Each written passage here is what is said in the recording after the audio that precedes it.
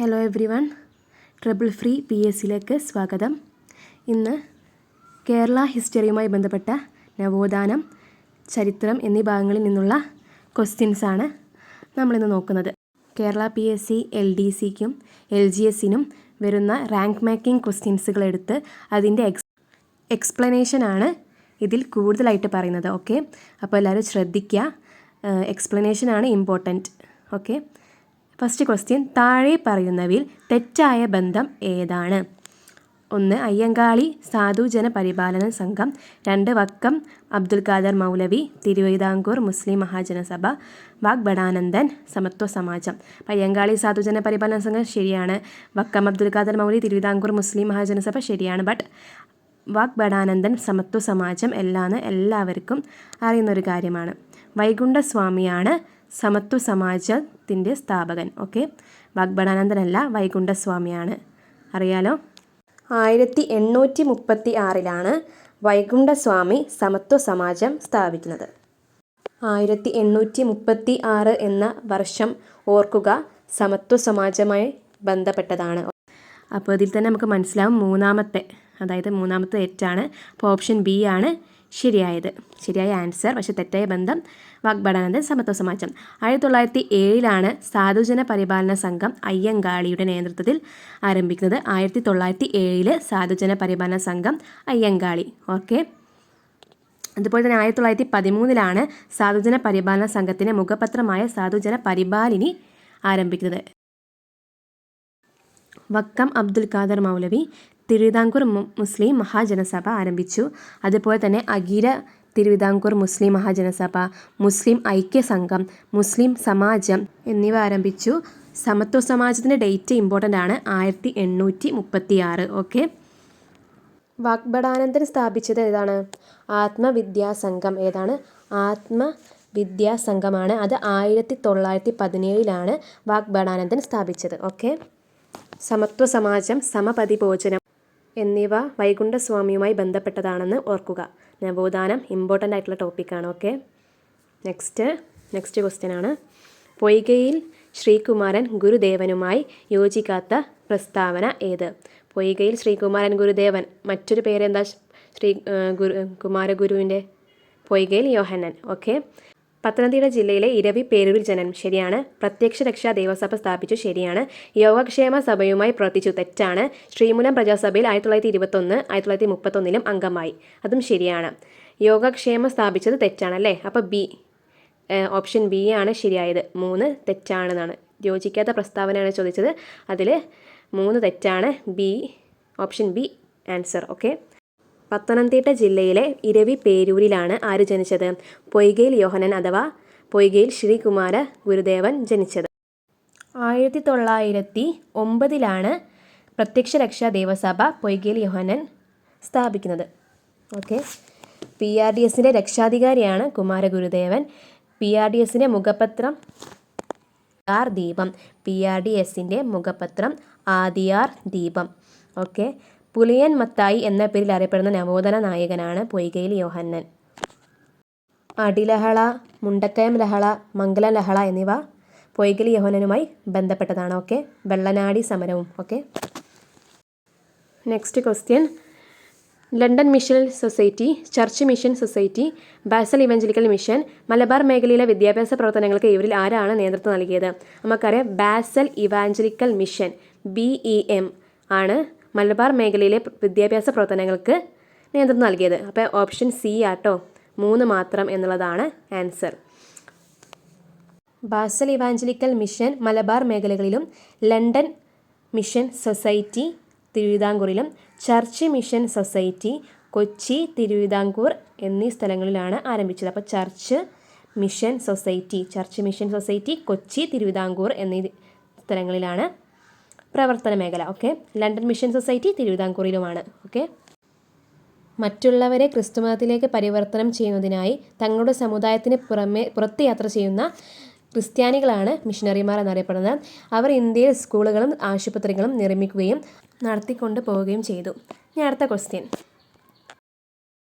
ശരിയായ ജോഡി കണ്ടെത്തുക. മൂഷകവംശം കാവ്യം അതുലൻ, തുഹ്ഫത്തുൽ മുജാഹിദീൻ മക്തി തങ്ങൾ, കേരള പഴമ ഹെർമൻ ഗുണ്ടട്ട്, കേരള സിംഹം CV രാമൻ പിള്ള. ഇങ്ങനെ ക്വസ്റ്റ്യൻ വരുമ്പോൾ പ്രത്യേകം ശ്രദ്ധിക്കുക. ഇതിലിപ്പോൾ ആൻസർ D ആണ്. 1, 3. 1, 3 മൂഷകവംശം കാവ്യം അതുലൻ, അതുപോലെ തന്നെ കേരള പഴമ ഹെർമൻ ഗുണ്ടട്ടുമാണ് എഴുതിയത്. ബാക്കി 2, 4 എന്നിവ തെറ്റാണ്. ഓക്കെ, മൂഷകവംശം കാവ്യം അതുലനാണ് എഴുതിയത്. കേരള പഴമ ഹെർമൻ ഗുണ്ടട്ടുമാണ്. കേരള സിംഹം എഴുതിയത് CV രാമൻ പിള്ളയല്ല. ആരാണ് കേരള സിംഹം എന്ന കൃതി എഴുതിയത്? KM പണിക്കർ, അതായത് സർദാർ KM പണിക്കരാണ് കേരള സിംഹം എന്ന ഗ്രന്ഥത്തിൻ്റെ കർത്താവ്. ഓക്കെ, ഹിസ്റ്ററി ഓഫ് കേരള എന്ന ഗ്രന്ഥത്തിൻ്റെ കർത്താവും സർദാർ KM പണിക്കരാണ്. History of Kerala. തുഹ്ഫത്തുൽ മുജാഹിദീൻ മക്തി തങ്ങളല്ല എഴുതിയത്. ആരാണ്? ഷെയ്ഖ് സൈനുദ്ദീൻ മഖ്ദൂമാണ് തുഹ്ഫത്തുൽ മുജാഹിദീൻ രചിച്ചത്. 16-ാം നൂറ്റാണ്ടിലാണ് ഷെയ്ഖ് സൈനുദ്ദീൻ മഖ്ദൂം ഈ കൃതി രചിച്ചത്. മാത്രമല്ല അറബി ഭാഷയിലാണ് രചിച്ചത്. ഇനി ഇതിൽ പറയുന്ന മക്തി തങ്ങൾ മാതൃഭാഷയുടെ പോരാളി എന്നറിയപ്പെടുന്ന നവോത്ഥാന നായകനാണ്. കേരള മുസ്ലിം നവോത്ഥാനത്തിൻ്റെ മുൻഗാമിയുമാണ് മക്തി തങ്ങൾ. ഇനി CV രാമൻ പിള്ളയോ? CV രാമൻ പിള്ള കേരള സ്കൗട്ട് എന്നറിയപ്പെടുന്നു. CV രാമൻ പിള്ളയുടെ കൃതികളാണ് മാർത്താണ്ഡവർമ്മ, ധർമ്മരാജ, രാമരാജ ബഹദൂർ, പ്രേമാമൃതം എന്നിവ.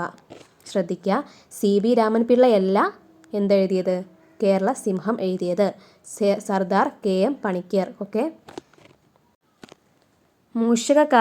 മൂഷകവംശകാവ്യം എന്ന കാവ്യം രചിക്കപ്പെട്ടത് 11-ാം നൂറ്റാണ്ടിലാണെന്ന് ഓർക്കുക.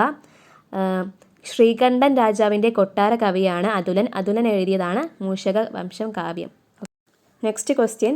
ബ്രിട്ടീഷ് രേഖകളിൽ കെട്ടിയോട്ട് രാജ എന്ന് വിശേഷിക്കപ്പെട്ടിരുന്ന ഭരണാധികാരി ABCD തന്നിട്ടുണ്ട്. വേലുത്തമ്പി ദളവ, പഴശ്ശിരാജ, മാർത്താണ്ഡവർമ്മ, പാലിയത്തച്ഛൻ. ഇതിലേതാണ് കെട്ടിയോട്ട് രാജ എന്നറിയപ്പെടുന്നത്? നമുക്കറിയാം പഴശ്ശിരാജ. ഓപ്ഷൻ B പഴശ്ശിരാജയാണ് കെട്ടിയോട്ട് രാജ എന്ന് വിശേഷിക്കപ്പെട്ടിരുന്ന ഭരണാധികാരി. ഇനി പാലിയത്തച്ഛൻ, ഓപ്ഷൻ D പാലിയത്തച്ഛൻ എന്ന് വെച്ചാൽ കൊച്ചി രാജ്യത്തെ പ്രധാനമന്ത്രി, മുഖ്യൻ എന്നീ പദവികൾ വഹിച്ചിരുന്നവരായിരുന്നു പാലിയത്തച്ഛൻ. ഓക്കെ, ഇനി പഴശ്ശിരാജയുടെ രാജവംശമാണ് കോട്ടയം രാജവംശം. യഥാർത്ഥ നാമമാണ് കോട്ടയം കേരളവർമ്മ പഴശ്ശിരാജ. കോട്ടയം കേരളവർമ്മ പഴശ്ശിരാജ എന്നാണ് പഴശ്ശിരാജയുടെ യഥാർത്ഥ നാമം. പൈച്ചി രാജ എന്നും കെട്ടിയോട്ട് രാജ എന്നും ബ്രിട്ടീഷ് രേഖകളിൽ വിശേഷിപ്പിക്കുന്ന രാജാവാണ് പഴശ്ശിരാജ. വേലുത്തമ്പി ദളവ. കുണ്ടറ വിളംബരം എല്ലാവർക്കും അറിയുന്ന ഒന്നാണ്. കുണ്ടറ വിളംബരം 1809 ജാനുവരി 11-നാണ് കുണ്ടറ വിളംബരം വേലുത്തമ്പി ദളവ നടത്തിയത്. വേലുത്തമ്പി ദളവയുടെ യഥാർത്ഥ നാമം വേലായുധൻ ചെമ്പകരാമൻ തമ്പി. വേലുത്തമ്പി ദളവയുടെ പ്രതിമ അനാച്ഛാദനം ചെയ്തിരിക്കുന്നത് സെക്രട്ടേറിയറ്റിന് മുന്നിൽ ആണ്. ഓക്കെ, ആധുനിക തിരുവിതാംകൂറിൻ്റെ സ്ഥാപകൻ, തിരുവിതാംകൂറിൻ്റെ ബിസ്മാർക്ക്, ആധുനിക അശോകൻ എന്നീ പേരുകളിൽ അറിയപ്പെട്ടിരുന്ന ആളാണ് മാർത്താണ്ഡവർമ്മ.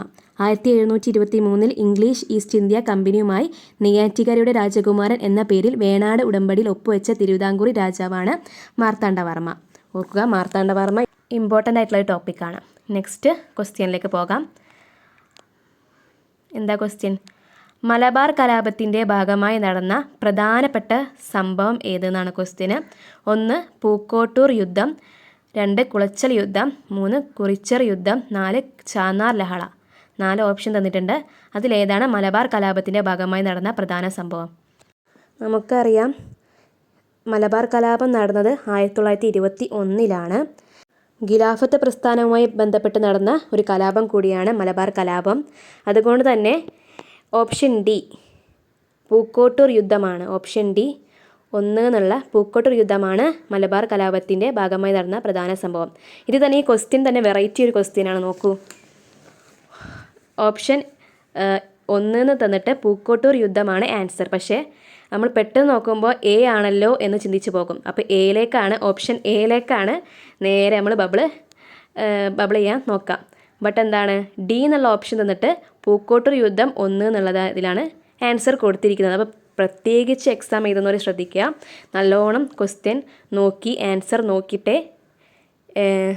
ബബിൾ ചെയ്യാൻ പറ്റുള്ളൂ. ശ്രദ്ധിക്കുക കേട്ടോ. പൂക്കോട്ടൂർ യുദ്ധം 1921, ചാന്നാർ ലഹള 1859.